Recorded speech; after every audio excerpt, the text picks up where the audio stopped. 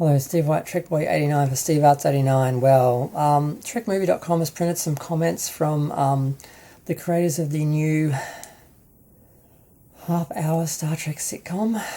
Don't know what it's called yet. It may be set on Risa. It's apparently going to be set on some sort of pleasure planet. They probably don't want to pay anyone the rights to use Risa from the original Star Trek, so they'll probably create some, Kurtzman version of that, just, whatever, but I don't know, but it was interesting what the guy said. Initially, I wasn't actually upset. I sort of thought this could be interesting because I'm an optimistic person. I'm trying to have hope.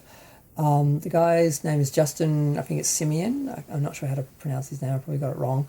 He was saying how he really enjoyed the one-off random sort of bottle shows that Star Trek did when they had, an episodic format, and you could just sort of spend an episode with a character you normally wouldn't get to, or just sort of have some light comedy and not like a big sort of action orientated, universe ending sort of crisis or moral dilemma sort of show. And that is kind of an interesting idea, just to sort of pull out of this horrible long form storytelling format they've got Star Trek in now, where it's just one boring novel and you just see one chapter for each episode and you really don't get anything from it. You don't really get a story, anything. It's just a piece of a puzzle that's not that interesting, because unless the main story is actually interesting, the whole thing is just, uninteresting. So that actually sort of sounded okay, and then I kept reading. Because I didn't catch this somehow, because I guess I just was sliding into some form of denial just to sort of, manage all this.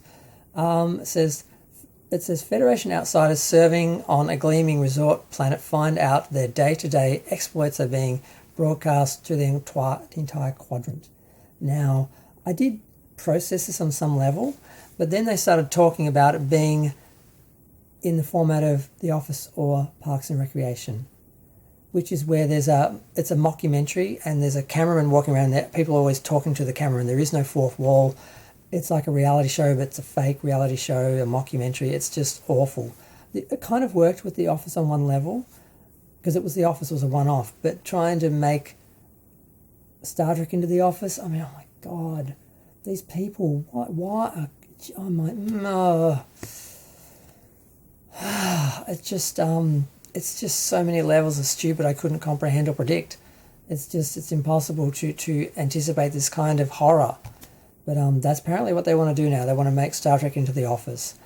And it's not going to be funny. I mean, I honestly thought if they did some sort of light sort of show that had just had a lot of humour and was based around different aliens and random sort of strangers that sort of go on, holidaying on this planet, maybe it could work, maybe it could be fun.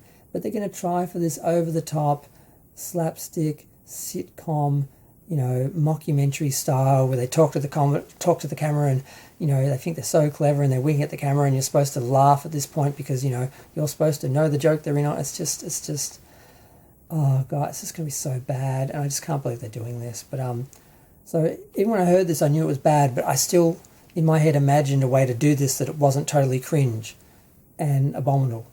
But they're going for abominable. So, yeah. And the other kicker I heard, Tawny Newson, apparently her favourite Star Trek is Star Trek Deep Space Nine.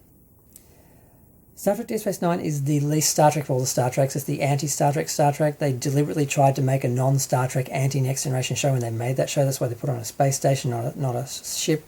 That's why they had a mixed crew so they could have confrontation and they had religious leaders so they could have religion in the show. They wanted war because there's no war in Star Trek, so they had to make a war because they had to make it relatable to people in the 20th century, who were at war at the time with the Gulf War and everything, and just it's the least Star Trek of all the Star Treks, and that's her favourite. That means she doesn't like Star Trek because there's very little about that show that resembles Star Trek. And if you like that show, you're probably just looking past the Star Trek elements and focusing on the contemporary stuff that doesn't take someone with an imagination to understand, or because clearly she doesn't have one, because she needed a Star Trek that was basically based in today's issues of war and religion and terrorism and all these things, and was so far away from the actual utopian Federation existence that Gene created for us that other people like to escape into. and valued. So I really have no hope for this show. I thought it could have maybe have been fun, but just The Office, Star Trek does The Office, and not even on a ship or at least...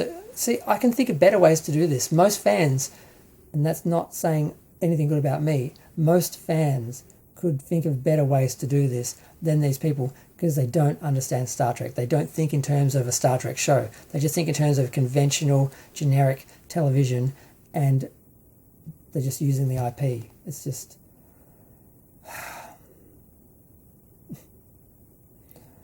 I just want it to be over. I just want it to be cancelled, and behind just like, Prodigy and Lower Decks and Discovery. But no,